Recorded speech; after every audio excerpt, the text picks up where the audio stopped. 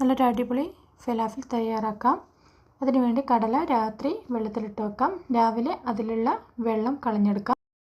ഇനി അതിലേക്ക് കട്ട് ചെയ്ത് വെച്ചിട്ടുള്ള ഉള്ളി, പച്ചമുളക്, ഇഞ്ചി, മല്ലിയില ഇതൊക്കെ ചേർത്ത് കൊടുക്കുന്നുണ്ട്. ഇനി അതിലേക്ക് കുരുമുളക് പൊടി, ഗരം മസാല, മുളക് പൊടി, ചെറിയ ജീരകം, ഉപ്പ് ഇതൊക്കെ ഇട്ട് നല്ല രീതിക്കൊന്ന് മിക്സാക്കി എടുക്കാം. ഇത് ഡയറക്റ്റ് മിക്സിയിലേക്ക് ഇടുന്നതിൽ പ്രശ്നമൊന്നുമില്ല. ഞാൻ ചെറിയ മിക്സി എടുക്കുന്നത് കൊണ്ട് ഒരു പാത്രത്തിലിട്ട് മിക്സാക്കിയതാണ്.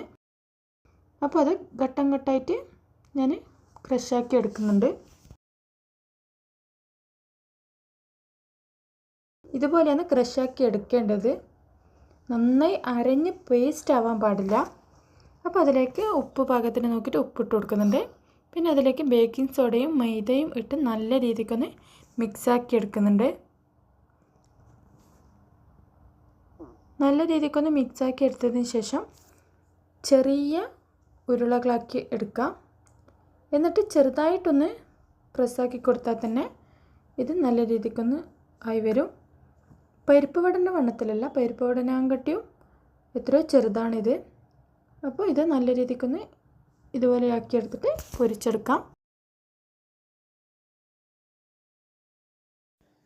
നല്ല ടേസ്റ്റി ഫലാഫിൽ ഇവിടെ തയ്യാറായിട്ടുണ്ട്. മറ്റൊരു വീഡിയോ ആയി വീണ്ടും വരും.